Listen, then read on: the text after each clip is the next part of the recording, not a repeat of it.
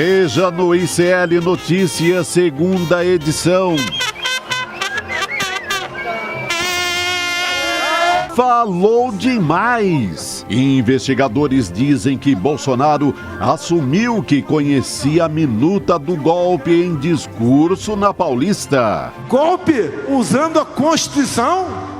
Tenham a santa paciência! Tava tudo combinado. Imagens da manifestação são usadas por líderes da direita global. Equipe do ICL registra o que pensam os apoiadores de Bolsonaro. Não se corrompa! Eu voto em você!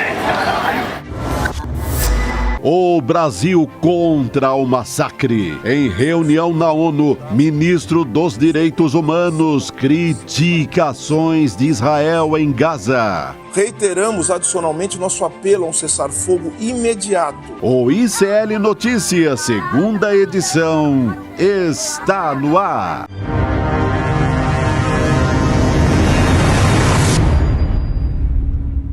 Olá, boa noite, seja muito bem-vindo, seja muito bem-vinda. ICL Notícias, segunda edição, está no ar. Estamos ao vivo, muito ao vivo, ao vivaz, como muitos preferem, nos canais do Instituto Conhecimento Liberta e Eduardo Moreira no YouTube. Hoje também no canal Com Brasil, que é uma rede de televisão pública e comunitária disponível nas operadoras de satélite. Vou dar boa noite para essa bancada que hoje está um brinco. Boa noite, Chico Pinheiro. É Chico, lado a lado Chico. Hoje tem Chico. Tem uma coisa a dizer pra vocês, sabe qual é? Coragem, que hoje é segunda-feira. Chico, é isso aí. Boa noite, Vamos meu nessa. querido Chico Sá. Boa noite, Gabi. Boa noite, Xará. Que bom. Casa cheia. Nós Começando a aqui, semana. pra fazer a roda no fim. E Tal. coragem, Tava com saudade, coragem, né, Chico? coragem. Vamos nessa. A gente tem muita coisa para falar por aqui. Repercussão é o dia seguinte, é o dia 25 de fevereiro, né? O ato na Paulista. Então, vamos começar por aí, né? Mas tem umas coisas ali que a gente precisava ressaltar, né? Aliás, todo mundo está chamando Vamos. atenção para isso, né? Aquele negócio do mico. Não é mito não, viu, Xará? É mico. É mico mesmo, porque foi um mico, né? Mico de micareta, de qualquer coisa que você quiser. Ele queria uma fotografia, Bolsonaro queria uma foto de avenida cheia. Conseguiu a foto, mas é uma foto ao mesmo tempo grandiosa para ele e lamentável para o país. Porque o que a gente vê ali, né? Você vê como é que está preparado o governo de São Paulo, né? Como é que é o método DERIT de medição. Esse DERIT é o cara que derrete, é o secretário de Segurança Pública do Tarcísio. Diz que tinha 750 mil pessoas lá, né? Se ele fizer segurança pública, como está medindo gente, Imagina, estamos vai lascados. matar muita gente, né? Porque a Polícia de São Paulo, só esse mês de fevereiro, já matou 31 só numa comunidade na Baixada Santista. Se ele for fazer as projeções com o número dele, é uma tragédia. Mas a tragédia ali, gente, a foto está feita, mas se você chegar perto e ouvir as pessoas, é lamentável, porque é o retrato da ignorância. Olha, eu não estou falando da burrice, não. Burrice também às vezes tem, mas da ignorância. Ignorância, do verbo ignorar, de pessoas despreparadas. É um bando de gente, gente que acredita na terra plana, que nega a vacina, que nega tudo isso, mas de uma ignorância santa e pecadora ignorância, não é? Não sabem nada. E olha, viu, é gente de classe média, é gente branca, é gente com algum poder aquisitivo, pelo menos na aparência. E gente que pôde estudar, né, Chico? Pode estudar e não sabe onde é que está pisando, né? Com relação a Bolsonaro, ao mico, eles não sabem bem nem o que estão fazendo ali. Agora, o Joaquim de Carvalho, nosso colega jornalista lá do 247, pegou essas 3 entrevistas, uma entrevista com 3 senhoras que ali estavam. Olhem o que elas dizem, presta atenção, vamos ver. Por que é que vocês estão com a bandeira de Israel? Porque somos cristãos, assim como Israel. Mas Israel não é Cristo, você sabe disso, né? Mas Israel nos representa. Nós não somos socialistas, nós não somos comunistas. E Israel está como nós. E a senhora, por quê? Entre estar a favor de terroristas, nós estamos com Israel. Eles estão, neste momento, simplesmente se defendendo. E a senhora? Nós estamos com Israel. Oi? Por quê? Nós estamos com Por que Israel? Por que apoiar Israel? Por quê? Porque não são terroristas. Porque são contra o Hamas. Porque o Hamas... E nós somos contra o Hamas. Nós somos contra terrorista, contra o terrorismo. Agora as pessoas estão mostrando Israel no ataque, matando crianças e mulheres. Isso não preocupa? Eles estão se defendendo. Olha, a ignorância, isso eu posso dizer, viu, isso aqui é a média do pensamento ali. A ignorância absoluta. Essas senhoras, sinto muito senhoras expô-las dessa maneira, mas elas não sabem onde fica Israel, o que é a Palestina, qual é o conflito que existe ali, de quem com quem. Ela fala, nós estamos com Israel porque nós somos cristãs. Israel é cristã. Ela não sabe que Israel não tem nada a ver com o cristianismo, ao contrário, né? Ao contrário, para alguns judeus ortodoxos, né, você pode ser até, e se forem mais fanáticos, atacados por ser cristão. Né? Mas não sabem nada. Ouvem o galo cantar, não sabem onde, e vão lá para a avenida fazer número para a foto do Bozo. É isso que a gente está vivendo no país. Agora, isso é uma amostra. Cálculos feitos por especialistas da Universidade de São Paulo, usando drones, falam de 185 mil. Eu disse ontem, esse negócio flopou. Né? Disseram que não flopou, porque tem muita gente. Olha, são 185 mil. No auge, Bolsonaro lotaria essa avenida. Não botaria 1 milhão, porque não cabe 1 milhão na Paulista. Isso é tudo mentira, não cabe. Mas ali tem uns 5 ou 6 quarteirões que dá mais ou menos 185 mil pessoas. E foi o único ato no Brasil inteiro. Um ato no Brasil inteiro.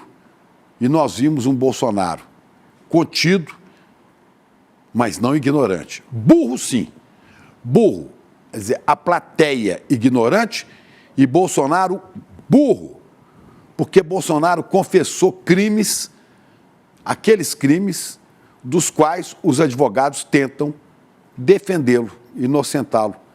Vamos ver, vamos botar a fala de Bolsonaro, só essa aqui para mim basta. Olha aqui, olha o que diz. O que é golpe? Golpe é tanque na rua, é arma, é conspiração, é trazer classes políticas para o seu lado, empresariais. É isso que é golpe. Nada disso foi feito no Brasil. E fora isso, por que continuam me acusando de um golpe? Agora, o golpe é porque tem uma minuta de um decreto de estado de defesa. Golpe usando a Constituição? Tenham santa paciência. Olha, eu não tenho santa nem paciência nenhuma com burrice. E o que ele fez foi burrice, foi se autoincriminar. Estão falando que é golpe? Golpe pressupõe, né? Tanque na rua, armas e conspiração. Pois nós tivemos as três coisas. Nós tivemos conspiração, ou que foi aquela reunião lá de abril, né? Quando vamos virar a mesa antes ou depois, vou dar um soco na mesa, temos que fazer alguma coisa, né? Aquilo é conspiração, não tem outro nome aquilo, né? Outra coisa, armas. Pois ele distribuiu armas desde o primeiro dia de governo e tentando subverter as instituições, tentando atacar o Supremo, que ele não teve coragem dessa vez, né, de chamar Alexandre de Moraes novamente de canalha, aquele filho, não sei. Ele não falou isso dessa vez, mas não precisava. Aliás, o Malafaia falou por ele, né? Malafaia, o pastor Boquiroto, que está doidinho para ser preso, falou. Está doidinho para ser preso para ver se vira um Messias. Mas o Messias burro é aquele ali. Burro, gente. Burro. Teve conspiração. Isso é golpe. Teve armas. E teve tanques. Né? Se os tanques realmente tivessem saído para as ruas, aí você teria tido o golpe. e tivesse o golpe, não haveria nenhum julgamento, porque eles teriam vencido a democracia. Estaríamos fora daqui, todos nós, né? Vários presos, né? E alguns servindo de joguete na mão de ídolos de Bolsonaro, como o brilhante Ustra, o torturador inominável. Quer dizer, houve golpe, houve tentativa de golpe, afronta ao Estado democrático de direito, tentativa de minar e destruir as instituições, tentativa de acabar com a democracia no país. E ele participou. E a suprema burrice, ele que no momento atrás disse, e disse também através dos seus advogados, né? Não, que minuta, não vi minuta nenhuma. Agora ele vai dizer, mas uma minuta? Aí ele reconhece a minuta que ele pegou, que ele fez modificações. Quer dizer, o cara, a turba que está ali é de gente ignorante, repito, é muita gente que não sabe o que está fazendo. Pai, perdoar-lhes, porque não sabem o que fazem, não sabem. Como aqueles infelizes do dia 8, aqueles acelerados, e infelizes que estão todos em cana, né? Do dia 8, lá na Praça dos Três Poderes, para os quais o Bozo pediu anistia. Ora, Bozo, mas não era o PT que estava fazendo aquilo? Não eram infiltrados? Pois é. E agora ele fala, não, e se alguém exagerou ali e depredou patrimônio público, né, que tem que pagar por isso. Olha, foi um festival de burrices de Jair Bolsonaro. Burrices que, esperta e inteligentemente, foram anotadas uma a uma pela Polícia Federal, a gente vai falar já disso, e isso complica a situação de Bolsonaro, que caminha, né, sem barreiras para a Papuda, ou para Bangu, ou para sei lá onde. Ele vai ter o direito de escolher o presídio no qual vai cumprir pena por ser arruaceiro, por ser golpista e, sobretudo, Jair, mico, burro por burrice. Vamos ver, tem mais gente para falar disso aí, né? Acho que Tem muita gente para falar sobre isso, Chico, e é tanto uma admissão de culpa, né, que tem uma reportagem da Juliana Dalpiva, na coluna da Juliana Dalpiva, aqui no iclnoticias.com.br, dizendo que a Polícia Federal já considera a fala de Jair Bolsonaro sobre a minuta do golpe uma admissão de culpa, de fato. Então, a Polícia Federal, pelo que explicou a Juliana, vai anexar no inquérito que está investigando essa tentativa de golpe, né, do dia no discurso da Avenida Paulista, como prova de que houve ações concretas para o golpe e que ele sabia e participou ativamente desse movimento. E aí a Juliana Dalpiva, a coluna da Juliana, conversou com os investigadores que trabalham nesse caso e avaliaram que essa menção à minuta que foi feita por Bolsonaro, esse vídeo agora que Chico Pinheiro trouxe aqui, que a gente está discutindo, nesse discurso, foi uma admissão e, portanto, ele admite que ela existe. O que é inegável foi o que afirmou um dos investigadores para a Juliana. Vamos chamar Leandro Demore aqui para essa conversa? Por favor. Demore, cadê ele? Olha ele aí, já está entre nós. Boa noite, querido. Chega mais aí. Boa noite, meus amores. Tudo bem por aí? Tudo certo, Demore. Salve, Demore! Boa noite, querido. Aí você já falou sobre isso no Desperta, né? Mas... Eu vi hoje cedinho. Na cara, né? O Demore no Desperta. Assistimos. Inclusive contando hoje, que estava hoje, na lista da aliás, batemos o recorde histórico do programa. 30 mil, eu vi. É mesmo. 30 Parabéns. mil. Voando, Desperta voando. Uma coisa interessante para a nossa audiência saber é que são 30 mil aparelhos conectados no YouTube, mas boa parte da nossa audiência é usando o aplicativo na TV. Então, na verdade, pela internet é muito mais de 30 mil pessoas e nós temos a rede ainda, né? A TV Quirimurê, TVT, Rádio Brasil Atual e Rádio Heliópolis. Então, olha, a gente está com uma audiência aí de rede de televisão, de noticiário, de TV aí tocando perto deles já, hein, gente? Estamos chegando. Estamos chegando. Só para lembrar, hein, os jornais impressos, né? Pouquíssimos, se é que ainda existem jornais impressos que têm uma tiragem maior do que a audiência que a gente tem tido aqui, você de manhã. Né? Exato. Você pode botar esse 30 aí, 40, 50 mil. Qual jornal que está vendendo 50 mil exemplares? Ninguém. Nem Folha, nem Globo, nem ninguém. Exatamente. Bom, muito bem. Vamos falar mais uma vez, dessa fala, daqui a pouco até, se vocês acharem necessário, para quem não pegou aqui, a gente pode até, de repente, colocar de novo essa fala de Bolsonaro, mas, segundo investigação, né, a coluna ouviu investigadores, juristas também, inclusive, no nosso site a gente ouviu juristas, e a avaliação deles é de que realmente foi uma admissão de culpa, né? Tudo que ele não falou no depoimento para a Polícia Federal, ele subiu no palanque e entregou de bandeja. Foi isso, né, Demori? É muito difícil você controlar um evento desses com uma pessoa como Bolsonaro falando ao vivo, sem freios. Eu ontem estava assistindo, né? Felizmente, ontem o Grenal foi só às 6 horas da tarde, então o Bolsonaro não atrapalhou o meu domingo de todo, mas também a gente perdeu o jogo, então não é que ganhei muita coisa com isso.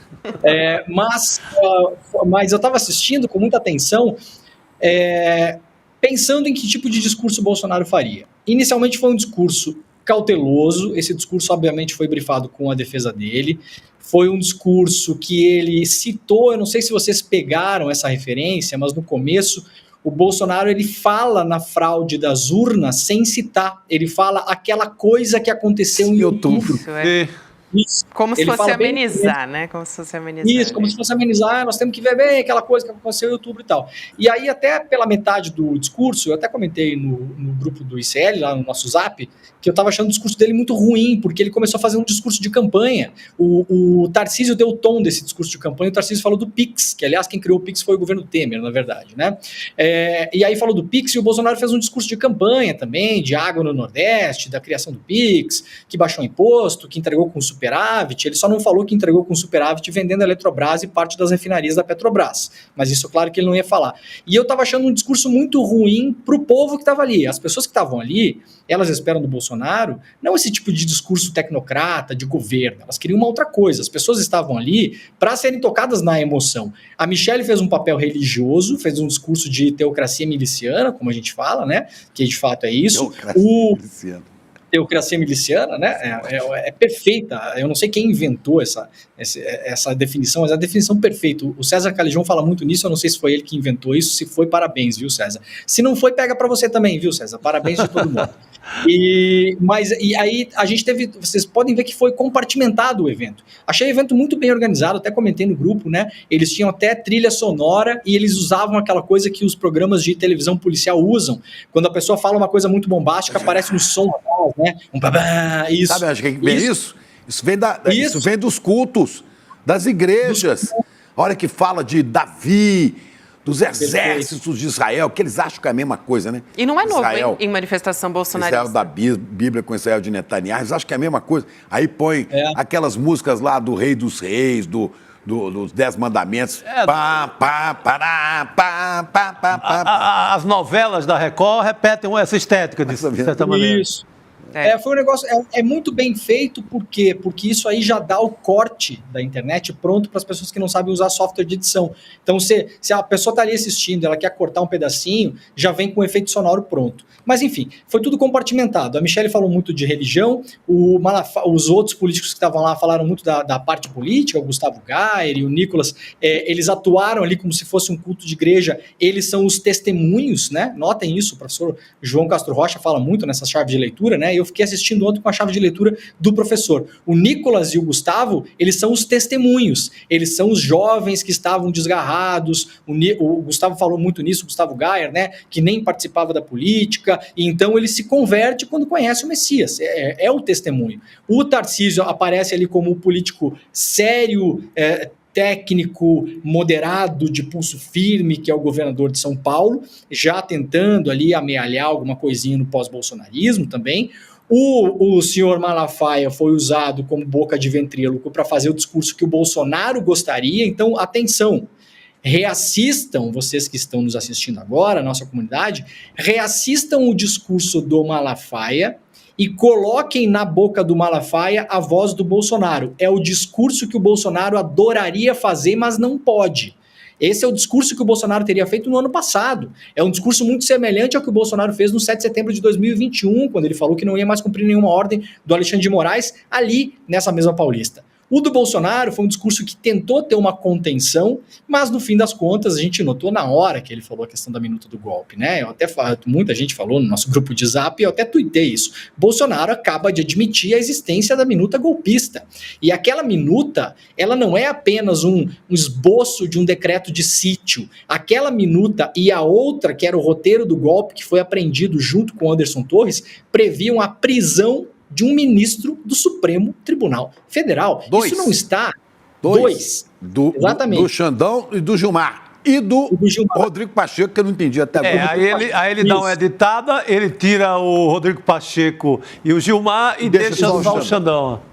Perfeito. E isso, Chico, não está em nenhum amparo legal, isso não está na nossa Constituição, isso não está no nosso ordenamento, isso é absolutamente ilegal. Então, o Bolsonaro, ontem, mesmo com a sua defesa tendo que fechar as bases aí, diga-se, claro, o caminho da defesa foi dado pelo Bolsonaro ontem, o Fábio Weingarten, os outros advogados dele. O caminho da defesa é esse. É uma coisa que a gente vai assumir o que não tem mais como negar, porque foi pego tanto no celular do Mauro Cid quanto no celular das outras pessoas que teve busca e apreensão no ano passado, esse ano. Então, não há mais como negar que aconteceu tal coisa. Então, a gente vai assumir que ela aconteceu, mas a gente vai tentar dizer que aquilo não é o que parece que era.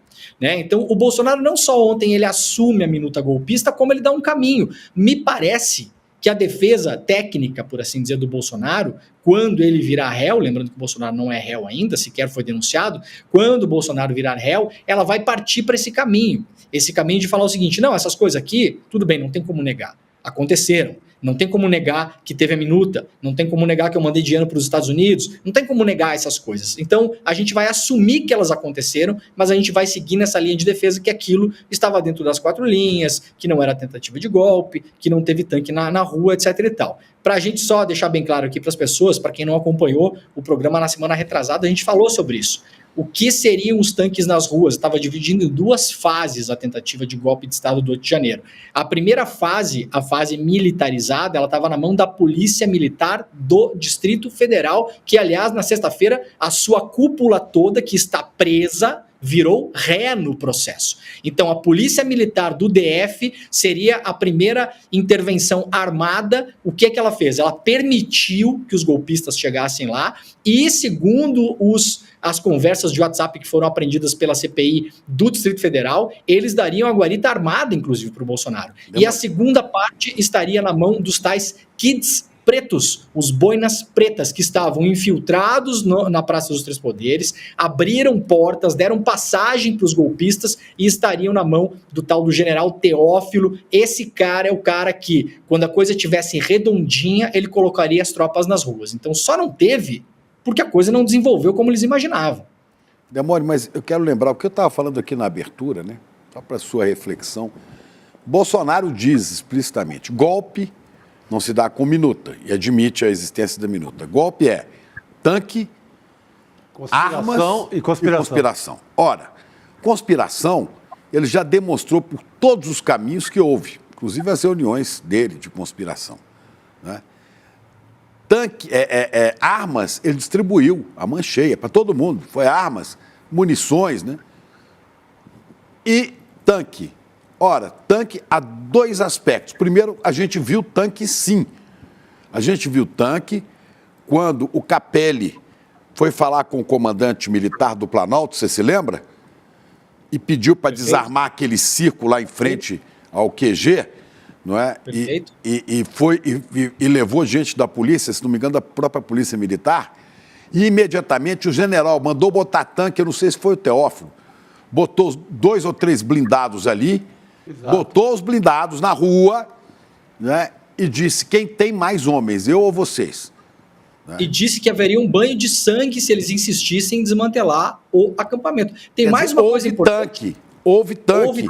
E houve tanque em todas as capitais, onde esses patriotários, golpistas, fizeram essa baderna em frente aos quartéis, e os oficiais, os generais, né, fazendo a egípcia, fingindo que não estava acontecendo nada e garantindo essa palhaçada com os tanques, com o dinheiro público, bancando isso, porque se não tivesse tanque lá dentro, né, e oficiais golpistas, esses bandalheiros não estariam do lado de fora fazendo essa palhaçada. Olha aí, olha na frente do quartel-general no Rio de Janeiro, ali da Central.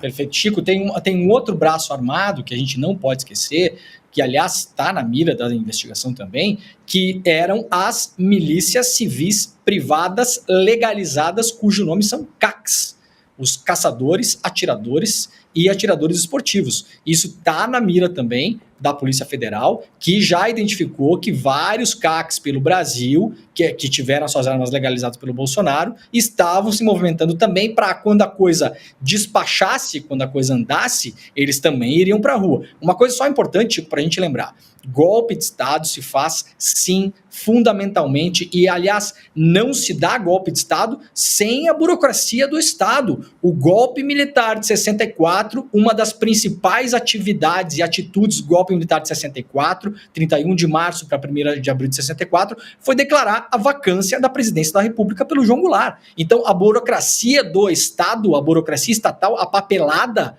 ela é fundamental para você dar um aspecto de legalidade para o golpe. O que eles estavam fazendo ali era dar um aspecto de legalidade para um golpe de Estado, tal qual foi feito em 64. E tem que dar esse aspecto de legalidade, tanto é que em 64 assumiram os militares prometendo restabelecer a democracia, reconheciam um momento fora das normas, diziam, vamos ter a eleição do ano que vem. Depois caçaram Juscelino, depois caçaram o próprio Lacerda, que era candidato, não é? Mas se você voltar... A conversinha era que, vamos ter a eleição logo mais e vai tudo ficar... Mas vamos fazer dentro da lei, porque tem que ter essa imagem de lei para passar... Nós somos legais. Como em 37, no golpe do Estado Novo, acharam, né, um jurista mequetrefe lá de Minas Gerais, da terra da minha mãe, de Dores do Indaiá, né? E esse jurista, se não me engano, o Chico Campos, né? Sim, Francisco Campos, que fez uma Constituição bem fascista, né, para sustentar o golpe de Getúlio em 37. Botou tudo dentro da lei. Aqui a gente tem os Ives Gandra Martins. Exatamente, eu ia falar. Tinha uma equipe jurídica de plantão. Um padre católico aí.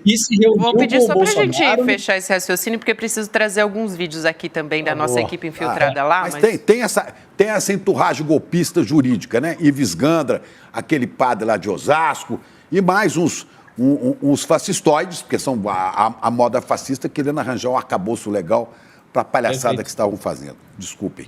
Não, só para a gente ressaltar que a gente estava com uma equipe infiltrada lá, né, no ato, na manifestação pró-Bolsonaro, e aí que eles fizeram vários vídeos, entrevistas de apoiadores de Bolsonaro, a gente mostrou alguns, inclusive, ao longo do dia. Olha só o que eles disseram especificamente sobre a possibilidade do ex-presidente Jair Bolsonaro ser preso. Como é que está a percepção dessas pessoas? Vamos assistir. Se ele for preso... Aí é decretar uma guerra civil no Brasil. Isso não tem nenhum cabimento. Até agora não tem nada.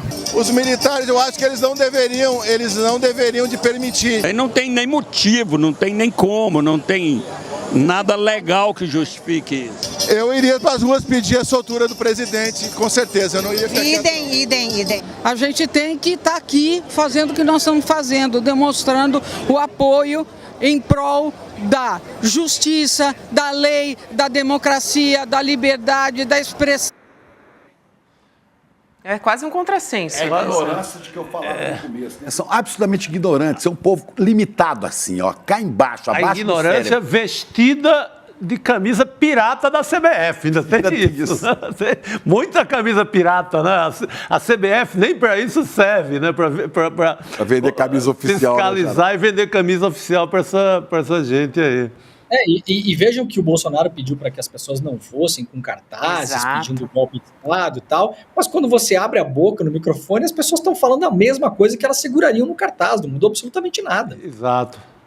A mesma história. E voltando um pouco à minuta do golpe, Chico e Gabi, o que é interessante, você pegar o festival do que foi dito sobre essa minuta, aí você vai lá para o Valdemar Costa Neto, presidente do partido de Bolsonaro. Ele diz, não, tinha minuta aqui, me davam no aeroporto, tinha em todos os lugares. É a Aí minuta você vai de golpe, pro você tem aí, Anderson olha aí. Torres. Não, eu esqueci lá na estante. Então, era uma linha ou banalizava, dizer que foi uma coisa que pegaram quase na rua, ou negavam.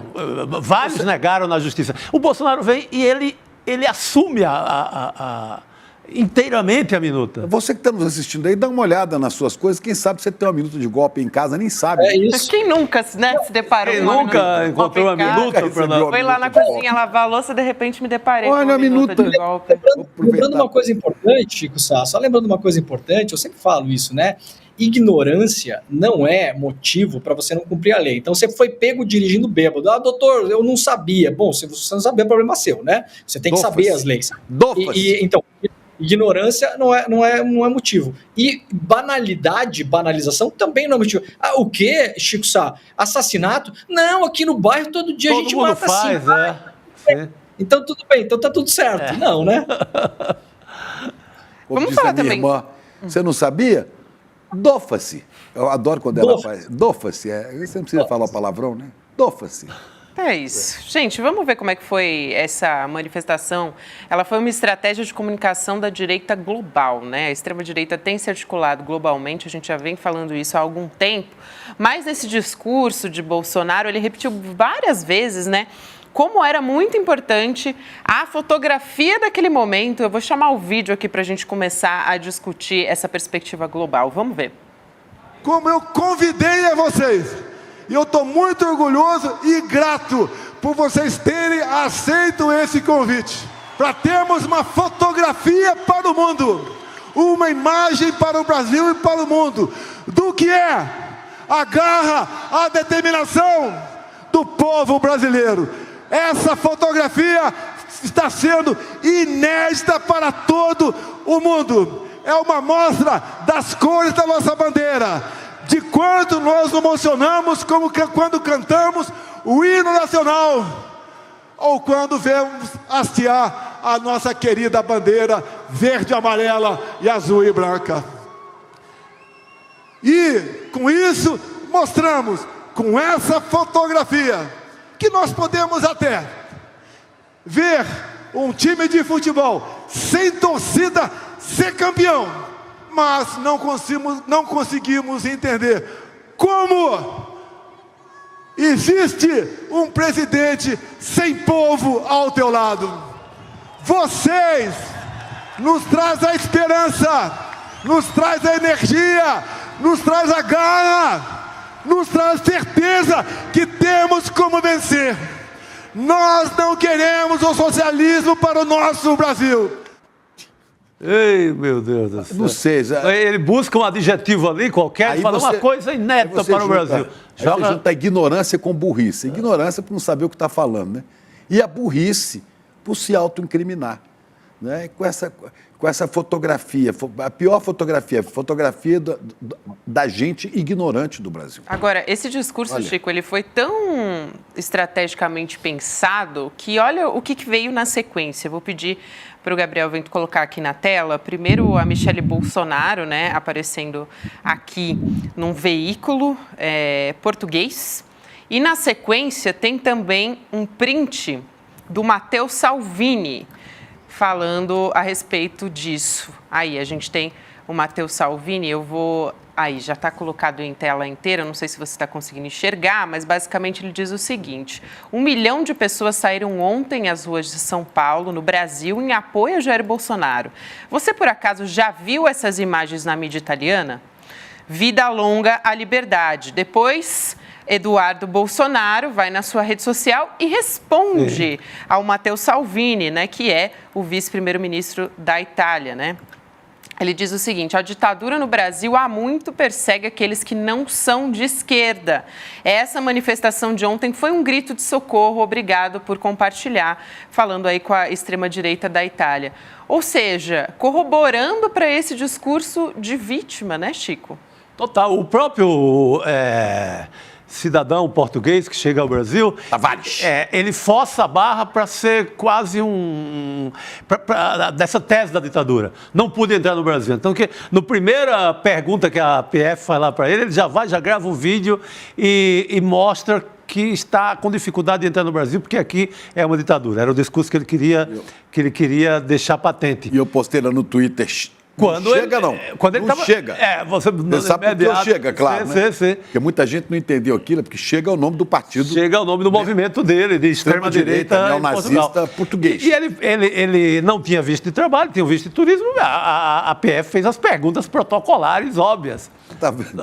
Mas o sonho dele, a vontade dele de gravar aquele vídeo que não podia entrar no Brasil, que o Brasil é uma ditadura, era maior do que só qualquer coisa. Parênteses sobre isso, Chico. Aquela primeira imagem que a gente mostrou mostra justamente aquele suposto, olha lá, suposto jornalista português, ali do lado da Michelle Bolsonaro. Sabe quem é esse cara, né? Esse cara é aquele blogueiro que gravou uma live com o Bolsonaro há 3 semanas, em que Bolsonaro voltou a atacar o Supremo, cometeu ali crimes, gravando uma live com esse cara aí, que se diz jornalista e tal. Né? E ele que gravou. Você lembra disso? Lembro. Foi ele que fez. Diga, Demore. Não, Gabi, essa primeira imagem foi um print que eu tirei ontem do evento, quando estava sendo transmitido aí, ó. Porque o que acontece? Esse cara, ele tentou entrar no Brasil a trabalho, a polícia perguntou o que ele vinha fazer aqui. Gente, eu viajo, assim, posso dizer que viajo por boa parte do mundo há um bom tempo, com alguma frequência, todos os anos. Você, quando viaja, se você fala que está entrando em qualquer país a trabalho, você tem que ter visto, não tem jeito. Ele veio para cá e falou, estou entrando a turismo.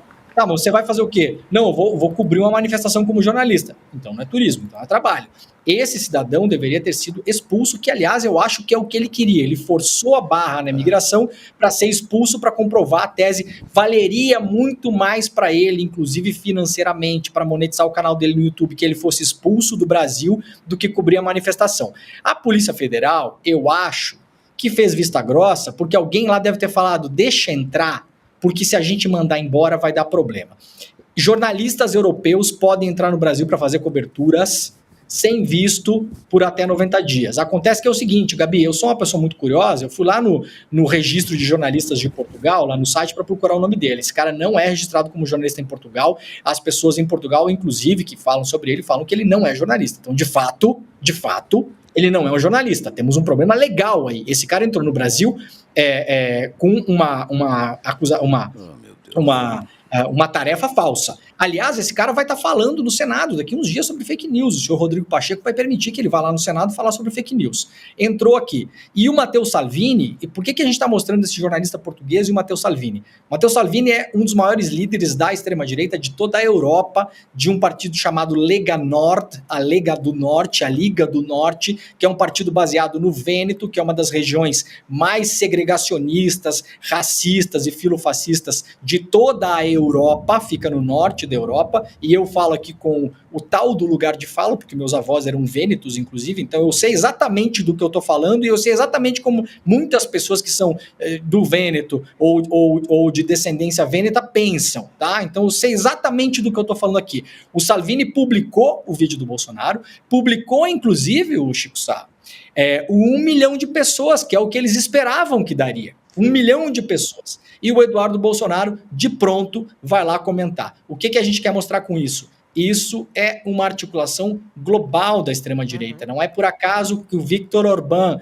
presidente da Hungria, também de extrema-direita, veio para a posse do Javier Milei. Nenhum presidente da Hungria jamais pisou na Argentina para a posse de presidente na história. Então, é uma articulação global porque os Bolsonaro precisam agora de apoio público. Eles vão tentar cavocar, e eu posso apostar com vocês que isso pode acontecer nos próximos meses, algum tipo de moção de apoio no Parlamento Europeu. O Matteo Salvini é muito influente no Parlamento Europeu, eu tenho certeza que eles já estão mexendo os pauzinhos para pegar algum eurodeputado, um europarlamentar, como se chama, de extrema-direita no Parlamento Europeu, para fazer algum tipo de sessão lá numa sala secundária, chamar uns Bolsonaro, chamar o Eduardo, chamar alguém, fazer um evento lá para parecer que foi um evento do Parlamento Europeu e ter algum tipo de imagem para mostrar para o público internacional que o Bolsonaro tem apoio internacional, que o Brasil é atualmente a tal da ditadura de toga. Então não é por acaso que esse jornalista, entre aspas, português veio para o Brasil, não é por acaso que o Matteo Salvini postou e imediatamente o Eduardo Bolsonaro foi lá comentar no post do Matteo Salvini. Numa rede organizada. E o suposto jornalista e português, ele faz um discurso contra as vacinas. É o primeiro ataque dele em solo brasileiro. Mas tem um cara, coitado, olha só. Ele vai diretamente num discurso inteiramente negacionista na primeira hora. É a primeira missão dele no Brasil, e o que ele nos traz é isso. Exatamente. Você compraria uma notícia desse cara? Só a hora que eu estava olhando para a cara dele, você acredita que um cara desse... Mas deve estar tomando um troco aí também da turma, né? Pode estar. Ninguém vai saber como esse cara pagou essa viagem, esse cara também monetiza o canal dele, ninguém vai entender. Hoje em dia você abre uma conta digital em qualquer banco europeu pela internet aqui do Brasil, você manda um dinheiro ali, manda 5 mil euros, 10 mil euros, paga a conta, o cara veio para cá, fez um turismo, passou uns dias aqui, monetizou o canal, foi embora, é bom para todo mundo, shake the hands e o cara vai embora, gente. É assim que funciona esse negócio. Exato. Em alguma outra medida também tem um outro discurso que a gente já falou aqui, né, que chamou muito a atenção, que foi o da ex-primeira-dama Michele Bolsonaro, gente, tom religioso, ultra emocional, né, chorou, disse que Bolsonaro é vítima, apelou a Deus por socorro, fez 7 glória a Deus, né? Enfim, foi um show. Foi realmente um show. Vamos assistir um trecho dessa fala da Michele. Eu não pedi para estar aqui. Aprove o Senhor nos colocar à frente desta nação. Aprove Deus nos colocarmos na presidência da República, para que a gente pudesse trabalhar e fazer a verdadeira justiça social na vida daqueles que mais precisam. E hoje o povo brasileiro sabe a diferença de um governo justo, de um governo ímpio. Essa semente foi plantada e nós vamos colher. Os nossos filhos e netos colherão um Brasil abençoado e próspero, porque a nossa nação, ela é rica, abençoada, ela só está sendo mal administrada. E acho que é fundamental a gente trazer na sequência o que alguns manifestantes disseram quando eles foram perguntados em quem eles votariam, porque a Michele é um artigo importante, é um cargo político que está... Já fala a linguagem, aprove. O senhor aprove. Ímpio. As coisas que ela tirou da Bíblia ali para enganar esse gado, né? Esse gado. Viu a musiquinha sobe, tudo esse gado israelita, que é Israel, que é Israel misturado com o Velho Testamento, mas que se chama de evangélico, mas de evangelho não tem nada, né? São os caras dominados por malafaias, malacraias e maracutaias. Vamos só ver esse vídeo, então, dos manifestantes falando sobre esse investimento do PL que tem sido a Michele Bolsonaro. Vamos assistir. Eu não voto. Se a Michele se candidatar, com certeza, Michele. Vai ser difícil procurar uma outra pessoa no lugar. Em quem ele indicar. No Tarcísio de Freitas. Tarcísio seria um grande nome, o Tarcísio com certeza. No governador do nosso estado, daqui de São Paulo, nosso governador Tarcísio, a ex-ministra da Agricultura do governo Bolsonaro, Tereza Cristina, é um nome interessantíssimo também. Governador Romeu Zema, governador Ratinho Júnior, governador Jorginho Melo, governador Caiado, por aí vai. Deus, pátria, família, com certeza, Bolsonaro, presidente novamente. Ter certeza que o que eu votei tá impresso, tá impresso. Eleições impressa! Voto impresso já, né? Eleições impressas. Nos Estados Unidos eles chamam esse tipo de personagem de Karen. Quem tiver curiosidade, coloca Karen Politics United States. Karen? Que é tipo assim, a Karen do Barbie. É a Paquita fascista, como se fala no Brasil, né? Voto impresso. Barbie fascista? É a Barbie fascista. Barbie fascista. Isso. Exato. Agora, gente, eu só quero chamar a atenção para uma coisa. Durante alguns anos no Brasil, a gente viu vários apoiadores da extrema-direita. O Bolsonaro, ele é quase um acidente de percurso que ele cumpre uma necessidade de muita gente que já estava mobilizada em relação a isso, inclusive o padre esse que teve busca e apreensão na semana retrasada, era alguém, a gente já contou essa história dele aqui, aliás, viralizou essa história, nosso corte, né? É um cara que já estava mobilizado lá em 2013, dentro das fileiras da igreja, nesse caso das igrejas católicas, os ultracatólicos, para reavivar essa extrema-direita no Brasil. Quando a Michele fala, é bom a gente olhar as entrelinhas, Quando a Michelle fala que o Brasil estava uma nação abençoada, que é uma nação predestinada, isso remete às pessoas que defendem a volta da família real, o Brasil Império, essa coisa toda. Não é porque essas pessoas têm, de algum modo, uma nostalgia do Império em si, é porque dentro das hostes da ultradireita católica, a família real, ela foi designada por Deus para descobrir o Brasil.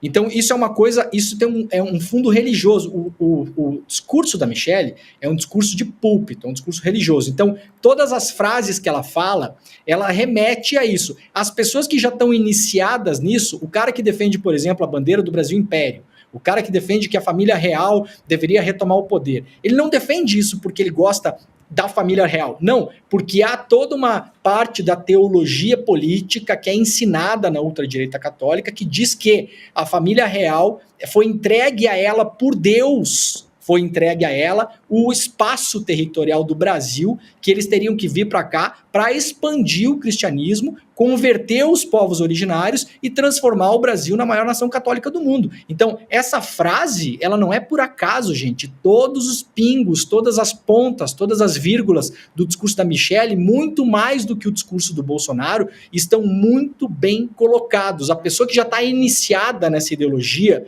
e ela acredita que, na verdade, esse papo de indígena é balela, quilombola, negro, africano, essas raças são, sim, inferiores como raças, porque Deus deu para a família real a fortuna de ter descoberto o Brasil e, graças a Deus, eles vieram para cá para tornar o Brasil o maior território cristão, católico, apostólico do mundo. Então, a gente tem que ler isso com o viés do discurso da Michelle. Eu só queria trazer isso aqui porque é uma chave de reflexão importante. Pois é, só lembrando aqui que o Malafaia, né, apresentou o Bolsonaro como o nosso Messias. É o Messias. É o Jair Messias, o Messias. Quer dizer, o Bolsonaro é o escolhido por Deus para chefiar esta nação, como o povo de Israel precisa atravessar o Mar Vermelho. Aliás, o Bolsonaro fez referência a isso ontem, né? Abriu o mar e tal. E não só esses neopentecostais, que de evangélico não tem nada, de picaretas tem muito, né? Não só ele, mas você citou aí, o padre é o José Eduardo de Oliveira e Silva. Isso. É o Zezinho, padre José Eduardo de Oliveira e Silva, lá de Osasco, que se diz professor... O padre Zezinho não, Chico, o padre Zezinho não. O padre Zezinho não é aquele da música, não. Fazia as canções que a gente tocava no colégio. Não. É inesquecível o padre Zezinho. Esse aqui é o padre Zezito, é José Eduardo de Oliveira e Silva. Isso. Esse cara... A polícia identificou que o celular dele, Chico, esteve em uma reunião com o Bolsonaro junto com o Felipe Martins, né? Não, e ele tentou dar o H, sabe como? Dizendo assim, a Polícia Federal não pode abrir o sigilo do meu celular, não dou a senha, não pode abrir, porque ali tem segredos que a mim são garantidos. Eclesiásticos. Não existe segredo, coisa nenhuma. Que ele tem o segredo da sacristia ou do confessionário, onde as pessoas confessam, isso é uma coisa. Agora, as sacanagens, os malfeitos dele no celular, né, sei lá o que é. Mas se é de golpe, por exemplo, tem que responder por isso. Ah, mas uma fiel me contou vida íntima dela. Isso é o problema história, dele com a fiel dele. Né? Isso a Polícia Federal também não quer saber. Com quem ele andou e o que ele andou fazendo, o que ele ouviu, não quer saber. Agora, padre José Eduardo de Oliveira e Silva, né, mancomunado com esse povo de Opus Dei, com Ives Gandra, com esse negócio todo para poder armar esquema jurídico de golpe, padrinho, você vai ter que explicar isso para a Polícia Federal e para o Brasil inteiro. E, inclusive, para o cardeal arcebispo de São Paulo, Dom Odilo Scherer, que está querendo explicações também, né, dessa lambança em que o senhor está metido aí. Mas não é só ele, não. O Brasil está cheio desses padres católicos, viu? Lá no Brasil, tem um tal de Centro Dom Bosco que está cheio de gente assim. É isso, Demore. Esse padre, só para rapidamente... Diga coisas. Lá, querido. Esse padre é um discípulo do padre Paulo Ricardo. O padre Paulo Ricardo é um dos padres mais famosos aí, fez campanha para o Bolsonaro, tem foto dele com Olavo de Carvalho, com Bolsonaro, campanha descarada no púlpito. A paróquia desse padre de Osasco, se vocês entrarem no Instagram da paróquia, tem lá culto no 7 de setembro com bandeira do Brasil no púlpito. Quer dizer, não é por acaso. Eu sugiro que as pessoas, depois de terminar o programa e depois que nos derem a audiência maravilhosa que estamos fazendo aí nos últimos dias, elas busquem na internet aí o nome desse padre, José Eduardo, Intercept Leandro Demore. Tem uma matéria que eu escrevi sobre esse padre 3 ou 4 anos atrás, que mostra exatamente o caminho que essas pessoas tomaram para chegar até o bolsonarismo. E tem outros padres aí, tem outras igrejas católicas, né? Que também, ao modo desses neopentecostais, tomam dinheiro e já protagonizaram escândalos, como aquela igreja, não sei o quê, do Padre Eterno, que tem até televisão. Quer dizer, é um bando de gente, viu? É um bando de gente que odeia Jesus e que odeia o Papa Francisco, porque fala dos pobres. O negócio deles é esse visual aí. O grupo que treinou esse padre José Eduardo aqui no Brasil é um grupo espanhol que, inclusive, estava conspirando para derrubar o Papa Francisco e era muito aliado ao ex-papa emérito Joseph Ratzinger. Aliados do Opus Dei, de Monsenhor Balaguer, José Maria Escrivá de Balaguer e Albaz, Duque de Albaz ou Conde de Albaz. Essa filiação desse povo aí. É isso aí. Demore, obrigada por hoje, querido. A gente se fala amanhã. Eu tenho pena da Gabi ter que ficar toreando 3 chapas aqui, mas... Que é isso, mas Demore. Ela é tão elegante, Jamais. Tão que a gente... A gente sofre de ter que dar tchau para todo mundo, na verdade. A gente queria ficar conversando por horas. Boa noite, querido. Obrigadíssimo. É porque ela vem aí, né, gente? Heloísa Vilela. E a gente estava falando aqui, olha o sorriso dela. Só subindo a audiência, agora explode. Agora olha lá vem ela. Boa noite, querida. Feliz, lá vem Heloísa Vilela. Heloísa Vilela, boa noite. Boa noite, Chicos. Vamos lá, né? Boa noite, vamos embora. Elô, a gente estava falando agora há pouco, né, com o Demore sobre o discurso da Michelle e tudo mais. Eu já tinha adiantado aqui no bastidor para você, né? Hoje conversei à tarde com o professor João César de Castro Rocha, nosso querido professor aqui que analisa, né, inclusive os diálogos, enfim, os diálogos não, né? Todo o discurso ali na manifestação de Bolsonaro. E ele já adiantou, assim, pela avaliação dele, todo mundo vai ter que assistir em detalhes amanhã para assistir com calma o que ele diz, porque é sempre uma aula, né, que o professor traz para a gente, mas ele já adiantou uma visão, assim, completamente diferente dessa manifestação, pela visão dele. Agora, a partir deste momento, o neopentecostalismo agora está indissociável, assim, do bolsonarismo, não existe mais bolsonarismo sem neopentecostalismo, e eu achei, assim, fundamental a avaliação do professor, e a Elô também queria falar sobre isso, então vou aproveitar para puxar esse assunto de cara com ela. A dependência fica A dependência está ali, está um atrelamento, né, muito forte a partir de agora, e a gente viu isso de maneira, assim, escancarada, né, Elô, na manifestação. Eu acho, Gabi, que assim, já estava muito clara essa ligação de unha e carne entre eles, mas tem algo mais que aconteceu aí nas últimas semanas que, na medida em que a gente foi tomando conhecimento das denúncias e de como foi essa armação toda da tentativa de golpe, a gente viu um Braga Neto trair a classe, né? Ele queria entregar os outros militares, ele queria promover uma verdadeira campanha de perseguição aos militares que não assumiram o golpe. Então a gente viu nesse processo ruir essa base de um setor das Forças Armadas que era muito próximo e apoiava Bolsonaro, tanto que você não viu ali nenhuma representação militar nessa manifestação ali na Paulista. Então essa base, ela meio que desmoronou. Claro que deve ter um ou outro militar que é muito próximo do bolsonarismo e tal, mas ela meio que se desfez. Então ficou só esse núcleo duro. Esse é o centro do bolsonarismo hoje, que são essas igrejas mais radicais neopentecostais. E aí, o que eu queria acrescentar é algo que eu ainda estou investigando com mais calma, porque é muito delicado, mas existem pessoas graúdas, muito próximas do governo, que já formaram um grupo de trabalho só sobre esse assunto, de como fazer para desvincular isso, de como fazer para que o governo consiga chegar mais próximo de áreas ligadas a esses grupos religiosos. Claro que eles sabem que os mais radicais vai ser muito difícil. Mas o que eu queria trazer para você, Gabi, quando você mencionou isso no nosso grupo, é que já existe essa preocupação, já existe um trabalho de pesquisa sendo feito para que o governo chegue mais perto e tente atrair mais. Assim, né, Lu? É a pergunta de $1 milhão. Quem conseguir descobrir como desfazer essa lavagem cerebral na cabeça de muita gente vai ficar trilhardário no Brasil e no mundo.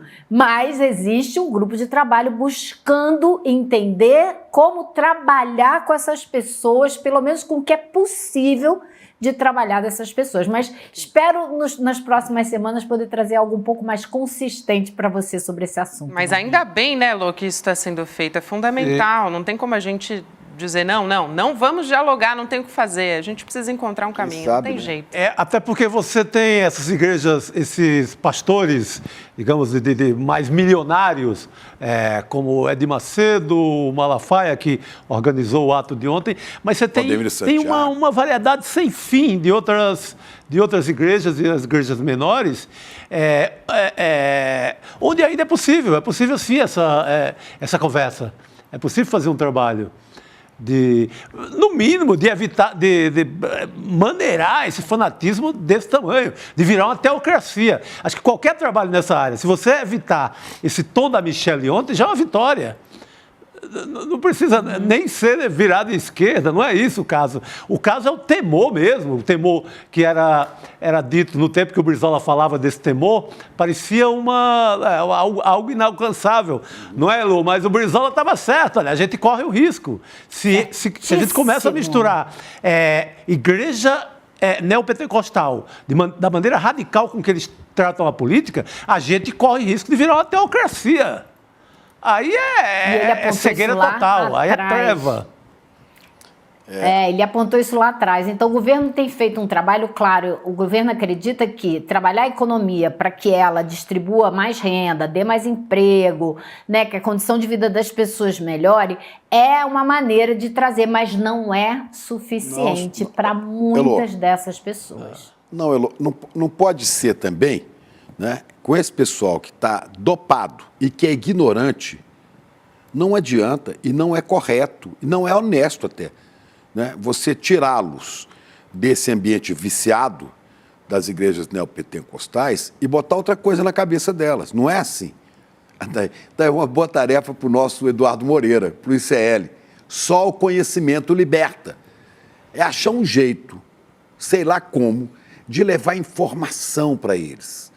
É dizer para essas pessoas, fazer com que elas se interessem por saber que a Terra não é plana, que vacina é necessária, que Israel não tem nada a ver com cristão, né? É um repertório de informações. Imagina se aprendessem isso, aprendessem só isso, Chico, que você acabou de falar. Aprendessem só... Não precisa de mais nada. Que hoje que é o assunto do dia, que o assunto é o tema, é a grande pauta que a gente vive por conta da questão no Oriente Médio. Aprendesse só isso, que Israel não é cristão. Só isso já seria de uma utilidade. Deixa que Deus, Pátria e Família é um lema do fascismo de Mussolini, né? Que Brasil acima de tudo é a mesma coisa que Deutsch über alles, dos alemães, do Hitler. Acho que você está querendo muito já, Chico. Não, mas acho que você já foi longe. Não, mas é começar acho que a gente tem que ir num beabá. E eu acho que o governo não está nem sonhando em mudar a cabeça desse pessoal tão radicalizado. Acho que o governo está pensando dificultar que isso se amplie. Sim, que já é uma vantagem, né? Que isso continue ganhando terreno, né? Para depois você... Agora, é muito trabalho, realmente é um trabalho de base mesmo, é um trabalho político diário, de formiguinha, de chegar nas comunidades, que é o que a gente vê que está faltando, tenho que dizer, na esquerda brasileira, com raras exceções. Gente, eu sei que esse assunto, a gente se empolga aqui, porque realmente ele, assim, é um desafio, né, que a gente tem, falar sobre isso. Agora, tem uma outra pauta que é muito importante que a gente precisa discutir aqui, que foi o discurso de pedido de anistia, né, defesa da anistia, que o próprio Bolsonaro fez no carro de som. Primeiro a gente vai ouvir o trecho de Jair Bolsonaro, tem também o filho dele falando de anistia, mas vamos primeiro ouvir Jair Bolsonaro falando sobre isso. É uma anistia para aqueles pobres coitados que estão presos em Brasília. Nós não queremos mais que seus filhos sejam órfãos de pais vivos. A conciliação. Nós já anistiamos no passado quem fez barbaridade no Brasil. Agora, nós pedimos a todos 513 deputados, 81 senadores, um projeto de anistia para que seja feita justiça em nosso Brasil. E aí olha o que disse Flávio Bolsonaro a respeito disso também, dizendo que uma pacificação, o único jeito é uma anistia. Vamos ver essa história aí. Não, acho que hoje é mais uma manifestação, como sempre, do presidente Bolsonaro, pensando no Brasil. Que não tem um caminho melhor a seguir, a não ser que pacificação só vai ser possível com uma anistia dada pelo Congresso. É que essa perseguição absurda que está sendo feita contra Bolsonaro termine, porque ele é investigado por coisas que nem crime são. Está feio para o judiciário. Uma saída honrosa e anistia, o Brasil seguiu o seu caminho. Isso aqui não tem preço, né? Essa entrevista do Flávio Bolsonaro foi para o Estadão. Agora, Elô, é um contrassenso, né? Porque ele diz que, na verdade, não é crime. Mas se não é crime, então por que ele está falando de anistia, né? Quer dizer, é um contrassenso total, Elô. Exatamente. Olha, vamos lá, gente. Veja bem. Ele diz que quer anistia para os pobres coitados do 8 de janeiro. Aí o Flávio Bolsonaro, na sequência, diz que ele quer anistia para o Bolsonaro, né? Então já deixou muito claro que não é nada para os pobres coitados, nada. É para o Bolsonaro mesmo. Agora, o Bolsonaro falou uma coisa que ele tem todíssima razão, eu tenho que concordar com ele. Ele falou lá no carro de som que o Brasil já anistiou coisas horrorosas que foram feitas nesse país. Como é verdade, anistiou os torturadores, todos os militares que prenderam e desapareceram com a população brasileira que era contra a ditadura, realmente fez. E agora está na hora de parar de fazer, agora está na hora de responsabilizar quem tenta destruir a nossa democracia.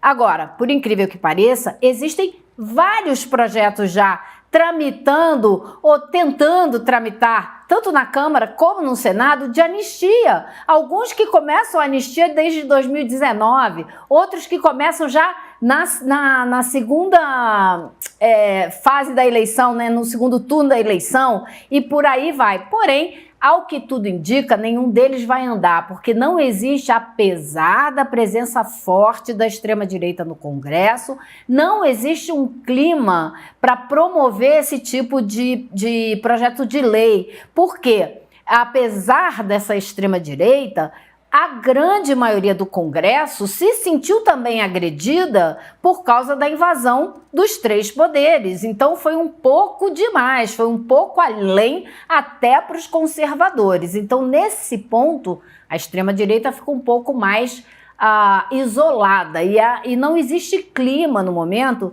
para tentar fazer com que esses projetos caminhem. Mas eu contei hoje, pelo menos, olha, uns 3 na Câmara e 1 no Senado.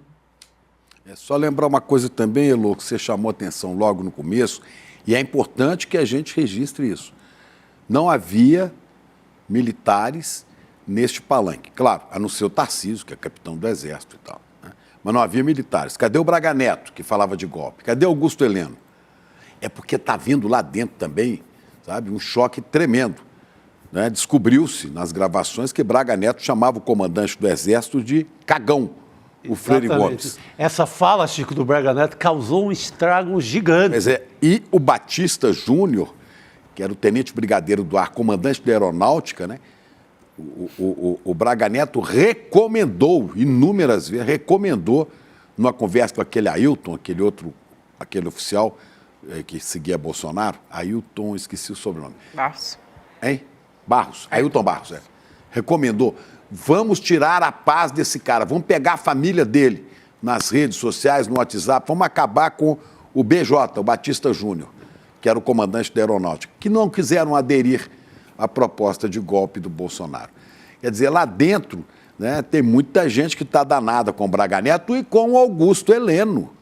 Augusto Heleno que sumiu, está caladinho, né, mas que agora sabe que pode cair para cima dele, por manhas de Bolsonaro, a história da ABIN. Bolsonaro, tem nada a ver com isso, é culpa tudo desse maluco aí, desse Augusto Heleno, esse velho doido aí e tal. Sim, ele começou a transferir para o Braga Neto e para o Heleno já. Não, e aí vai sair militar punido, porque eles não têm o guarda-chuva, né, corporativo deles. Tem um atacando o outro. Não, porque eles traíram a turma. Eles traíram. Eles traíram a turma. Eles traíram, aí um é cagão, o outro tem que ser atacado, o outro não sei o quê.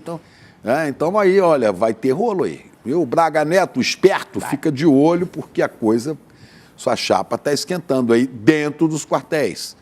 E a mesma coisa para Augusto Heleno. Agora, eu acho, Chico, que outra coisa que a gente tem que notar também é o seguinte, né? Eu não vejo nessa manifestação, ela podia até ter 1 milhão de pessoas, não vejo como ela afetaria o trabalho da Polícia Federal e do STF. De maneira alguma. Eles vão continuar trabalhando e se você volta em 1 ano de declarações orais e escritas do ministro Alexandre de Moraes, você vê que ele já dizia não para a anistia e não para o apaziguamento desde o dia 9 de janeiro, quando ele afastou o Ibanez por 3 meses. Na declaração por escrito, afastando o Ibanez, ele já falava que apaziguamento não, que foi isso que foi feito com Hitler, que o primeiro-ministro da Grã-Bretanha, antes do Churchill, Chamberlain, ele tentou apaziguar, deu um pedaço da Tchecoslováquia, o Hitler foi lá e tomou o resto. Então, o Xandão falou, não, nem pensar. E ele sempre evoca o Churchill,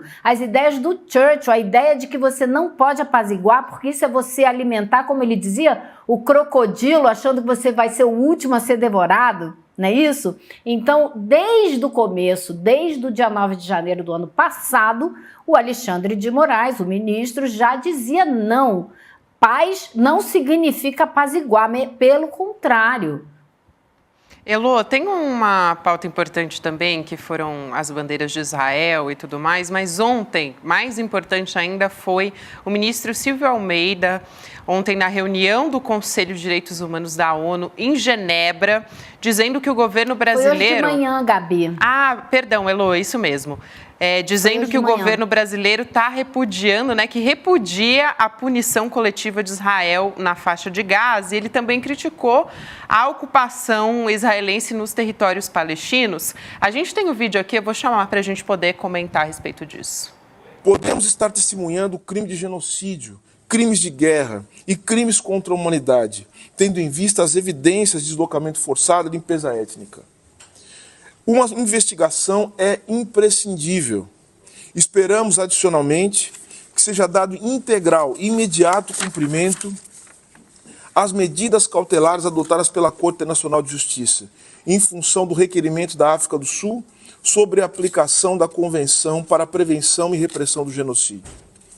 Reiteramos, adicionalmente, nosso apelo a um cessar-fogo imediato. Fundamental, né, Lô, esse posicionamento que o Brasil está assumindo diante do genocídio.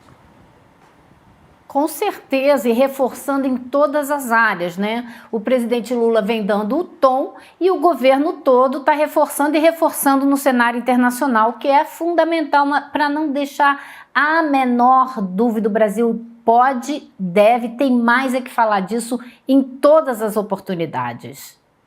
Olha, que orgulho, né, Elô, ver o Silvio Almeida representando o Brasil, né? Que maravilha. Um sujeito de uma estatura gigantesca. Mestre, né? Mestre. No que fala. Que incrível. Exatamente. E defendendo os direitos humanos e chamando de apartheid, chamando de genocídio, falando com português claro, com todas as letras, o que está acontecendo ali na faixa de Gaza, né? É isso.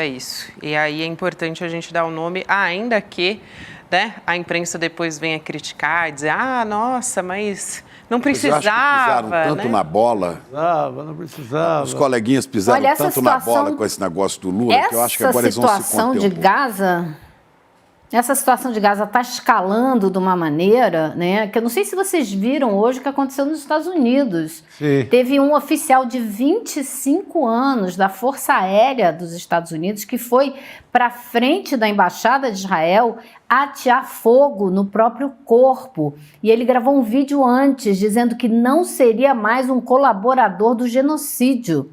E aí ele morreu não, né? Ele botou fogo no corpo e ficou gritando Palestina livre. Foi levado para o hospital, mas morreu durante a noite. Então é assim, é você chegar ao extremo do que você aguenta, né? O máximo de manifestação que você pode fazer, que é entregar a própria vida. Eu vi até uma nota da Organização dos Palestinos aqui no Brasil, da FEPAL, dizendo que ele jamais será esquecido, porque ele, enfim, fez o sacrifício máximo que se pode fazer em nome do fim desse genocídio. Olha que ponto, né, que chegou a história do Aaron Bushnell, né? Ele era membro ativa da Força Aérea dos Estados Unidos, ele que ateou fogo no próprio corpo contra o apoio dos Estados Unidos ao genocídio contra os palestinos. E também isso aconteceu, como disse a Elo, né, em frente à Embaixada de Israel em Washington, nos Estados Unidos. Aqui trazendo mais detalhes, e o vídeo você acompanhou aí durante a fala da Elo, que trouxe agora essa história. Quer dizer, são medidas que vão justamente ao encontro da gravidade do que está acontecendo na Palestina, né, Chico? Exatamente. Gabi, tem uma... Desde que a Elo viajou para lá, para a área da guerra, a gente discute aqui, será que o mundo vai deixar passar e toda a nossa geração vai ficar como aquele povo que não fez nada diante de um genocídio? Não é? Sempre nos perguntamos, mas e a ONU? Ninguém vai falar nada, nada vai ser possível, nada vai deter. Olha, diferente do que aconteceu na Alemanha com os judeus, muitos alemães de classe média e tal, naquela época, se assustaram.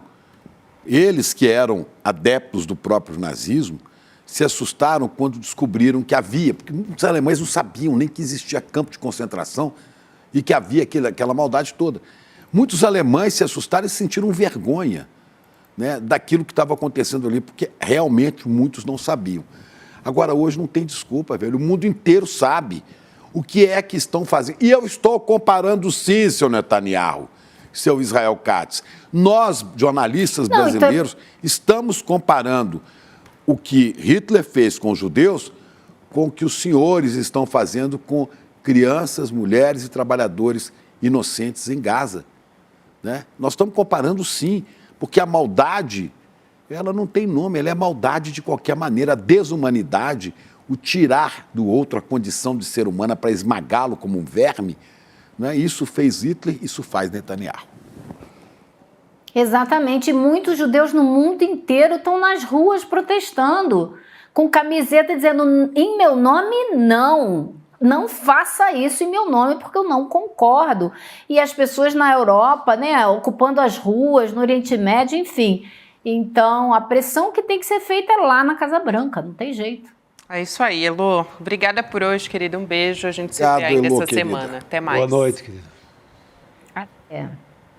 Bom, a gente continua aqui repercutindo o dia 25, né? No caso, ontem, a manifestação na Avenida Paulista. A gente vai conversar agora com o Fernando Ideu, né? Advogado, que vai falar com a gente sobre diversos pontos ali do discurso de Bolsonaro. A gente vai entender melhor as implicações jurídicas de tudo isso.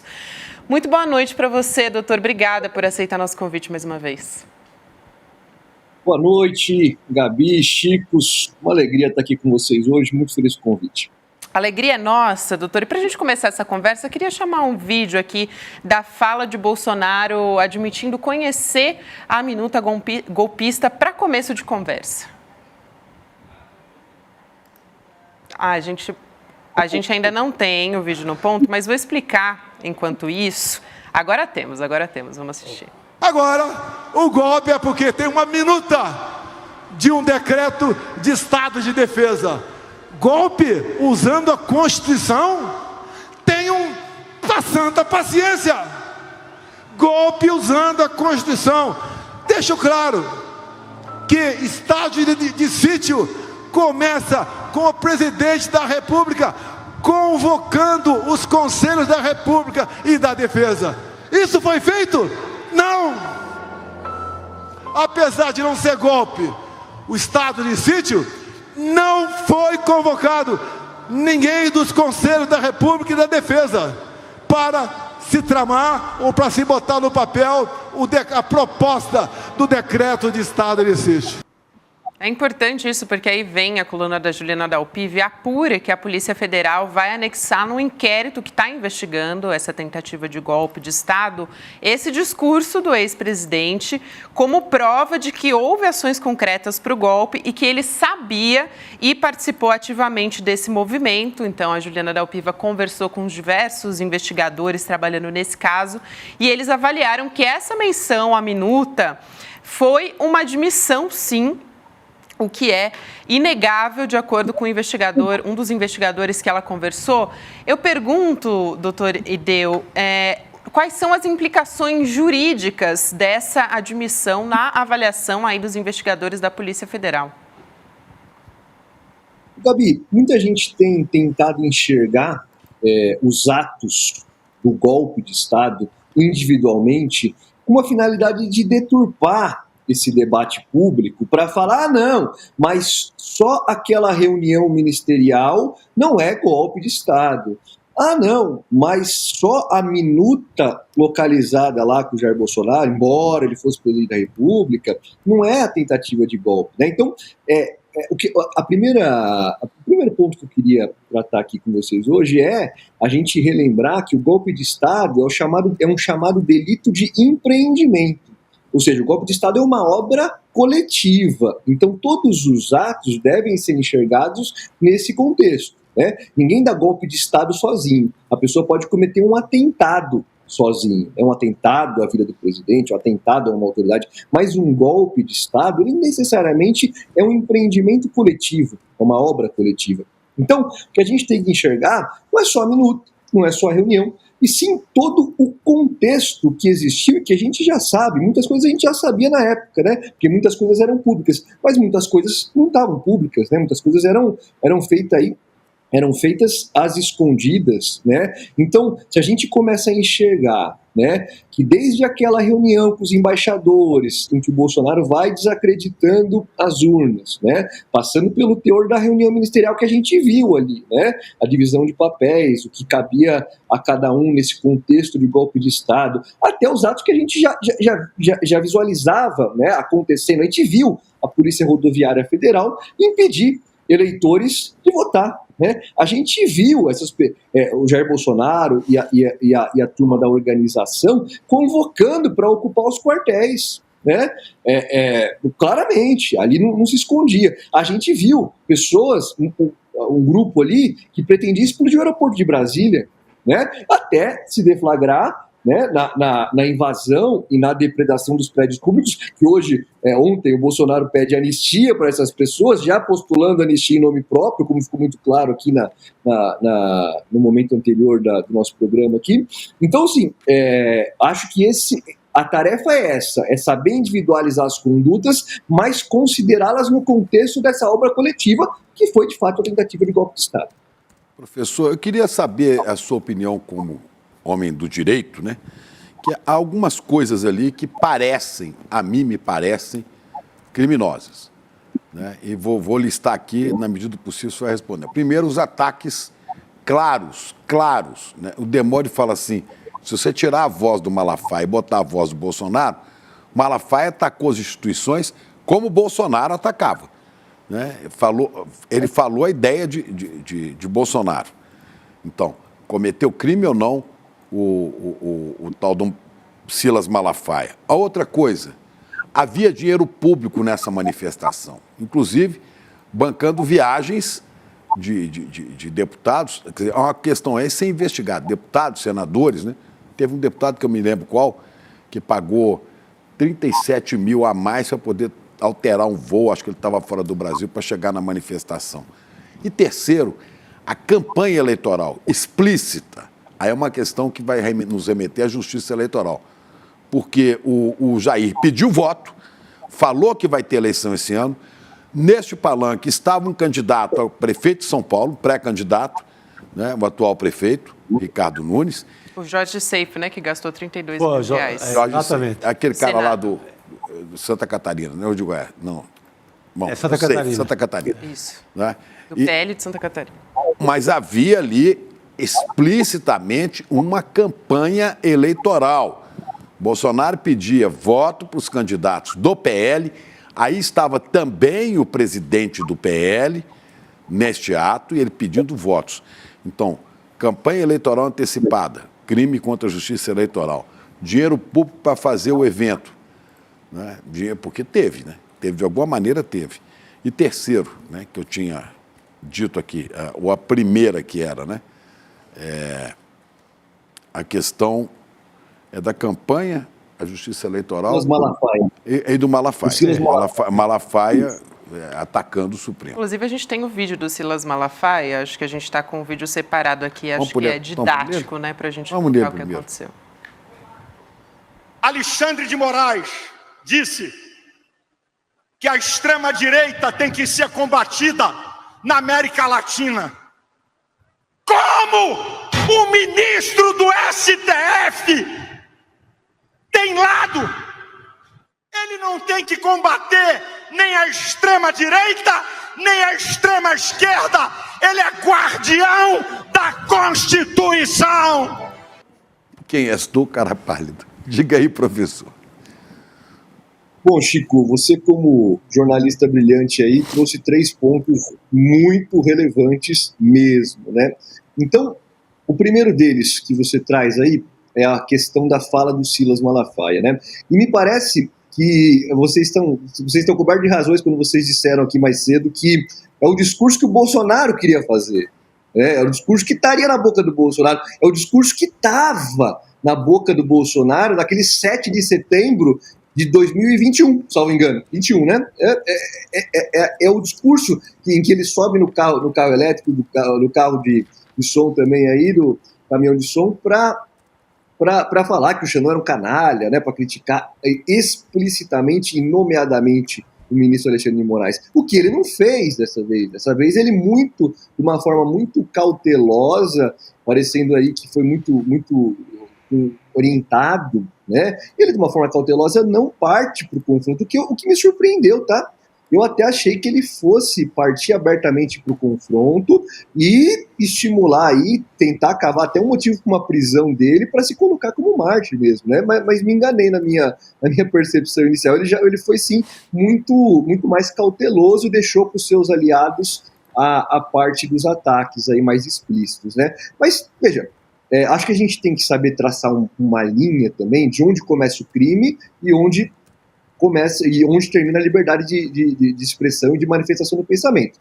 Me parece claro que, abstratamente a gente pode falar, né, há crime a partir do momento que se incita violência, né, que se incita a prática de graves ameaças. Eu, nesse recorte, não vi a fala toda do Silas Malafaia, né? Mas essa fala não me parece ter havido crime, né? Ele está fazendo uma crítica contundente ao posicionamento do ministro Alexandre, mas até então, pelo menos nesse recorte, não vejo crime, tá? Veria crime se ele começasse a incitar a violência ou graves ameaças, né? Então, acho que esse é o primeiro ponto.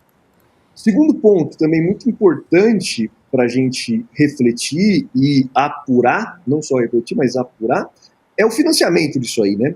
É quem estava pagando isso aí. Porque tem essa parte do dinheiro público carimbado já, explícito como dinheiro público, mas tem também o dinheiro da igreja, né? Silas Malafaia fala que foi ele que pagou, não eu que paguei. Mas de onde veio esse dinheiro? Né? Por quê? Porque o dinheiro da igreja, ele é objeto de isenção fiscal, né? De imunidade tributária, dizendo de um termo mais técnico. Não paga tributo. Então, essa é uma questão muito interessante também, né? Não só desse ato, mas de todo o movimento golpista, né? A gente já assistiu a uma primeira fase de responsabilização dos executores materiais do golpe. A gente está assistindo uma segunda fase de apuração, de responsabilização dos mandantes dos mentores intelectuais do golpe, mas a gente tem que, já teve alguns episódios, mas a gente precisa mais incisivamente apurar quem estava pagando isso daí, quem estava pagando essa conta, né? Então a questão do financiamento, não só desse ato, é importante, mas como todo esse contexto, todo esse movimento golpista. E por fim, acho que uma questão que você traz muito relevante e que vai ter muito peso até o final do ano aí, é a campanha antecipada, né? De fato, há explicitamente uma manifestação de cunho eleitoral ali, né? Há engajamento, a promoção de campanhas. Eu acho que isso vai ser uma tarefa para os eleitoralistas aí que vai ocupar não apenas esse episódio, mas a partir de agora até outubro, novembro aí vai dar muito pano para manga. Chico Sá. Doutor Fernando Ideu, tem já, assim, são fartos os sinais de que houve ali a participação do setor público, né? Você tem, por exemplo, a Polícia Civil do Estado de São Paulo postando, agora à tarde na internet, inclusive um fora Lula. Eles começam a postar sobre uma matéria que o UOL deu agora à tarde. Eles começam a postar sobre o trabalho da Polícia Civil, o trabalho da segurança, o trabalho técnico da segurança, e as publicações descambam chega ao ponto de um fora Lula, numa página oficial da polícia. Você tem o Bolsonaro hospedado no Palácio dos Bandeirantes. Você tem o prefeito com toda uma chancela. Isso, ao meu ver, talvez seja o mais grave de tudo, né? Quando você comprova que tem dinheiro público, tem envolvimento da máquina pública, seja na divulgação, seja na parte logística do evento, aí acho que temos complicação, né? Vou pedir só para o professor dar uma resposta mais sucinta, porque a gente, na verdade, já estourou aqui o tempo. A gente está finalmente aqui do programa, só para ele poder. A gente quer muito ouvir sua resposta, professor, mas a gente está chegando aqui no finalzinho, por favor. Tá bom. Estou de pleno acordo. Isso é um absurdo. Você usar contas oficiais de instituições públicas, de órgãos públicos, de entidades públicas, para promover esse discurso, claramente, né, aí um fora Lula, inclusive político eleitoreiro, de uma forma totalmente deturpada, é um grande absurdo e deve ser apurado não só do ponto de vista criminal, mas também do ponto de vista da moralidade pública, né? No mínimo, a gente está falando aí de um ato de improbidade administrativa por ferir a moralidade, é o mínimo, né? Mas é um absurdo e acho que as medidas têm que ser tomadas para coibir e inibir esse tipo de comportamento. É isso, professor. Muito obrigada. É muito importante a gente esclarecer esses pontos aqui para a gente poder entender as implicações jurídicas agora no dia seguinte a esse ato do dia 25 de fevereiro. Sempre um prazer te ouvir, professor. Professor Fernando Ideu, que é advogado e sempre aqui pronto para tirar as nossas dúvidas e da nossa audiência também. Obrigada, doutor. Até uma próxima. Obrigado, querido. Sempre uma alegria estar aqui. Até mais. Boa noite, querido. Obrigado. A gente segue aqui nesse finalzinho para falar do empreendedor mestre. A gente aqui no ICL está trazendo novidades, inclusive, a respeito disso. A gente já falou do empreendedor mestre, mas agora a gente vai falar um pouco mais, tem mais novidade boa, na verdade, né? Porque a gente estava falando aqui que os 30 primeiros que que trouxessem mais gente para participar do empreendedor mestre iriam ganhar o curso de forma gratuita, né? A bolsa total gratuita desse MBA, que a gente fala que MBA, né? Mas na verdade é um curso muito completo que o Eduardo Moreira vai oferecer aqui com uma equipe muito competente também, professores renomados, só que vai ser muito mais em conta do que qualquer MBA que a gente encontra por aí. E daí agora a gente tinha 30 pessoas, né, que ganhariam, a princípio, esses primeiros que indicassem mais pessoas, mas agora a gente ampliou para 50 pessoas para esse curso que vão poder fazer essa formação de graça. Então, se você for um dos 50 que mais indicarem, você pode ganhar essa bolsa integral do empreendedor mestre, porque então manda aí, né, nos grupos de Zap e tudo mais. Primeiro, vou chamar aqui o vídeo que o Edu preparou pra gente e daí trazer um pouco mais sobre o que vai ser essa formação. Vamos assistir. Eis uma verdade dura para você. A sua empresa está morrendo. Pois é, a gente nunca quer acreditar nisso. Mas no Brasil, a cada minuto, 4 empresas fecham as portas. No mundo, depois de 20 anos, mais de 80% das empresas não conseguem resistir.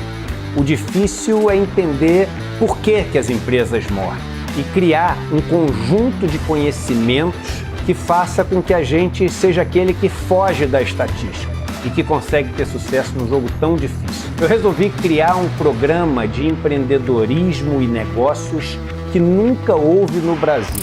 O programa Empreendedor Mestre. Um programa que vai ensinar marketing, finanças corporativas, técnicas de liderança, marketing digital, técnicas de apresentação e tudo mais que você precisa saber para conseguir hackear o sistema e vencer nas regras dele. Para você poder participar da aula inaugural desse curso, onde eu vou ensinar todos os conceitos básicos gratuitamente, é só você se inscrever no link que vai estar aqui no Saiba Mais. A aula vai acontecer no dia 29 de fevereiro, uma quinta-feira, às 8 horas da noite. Se inscreve agora, demora poucos segundos para se inscrever. E depois chame seus amigos e amigas para participar também. Conto com você lá.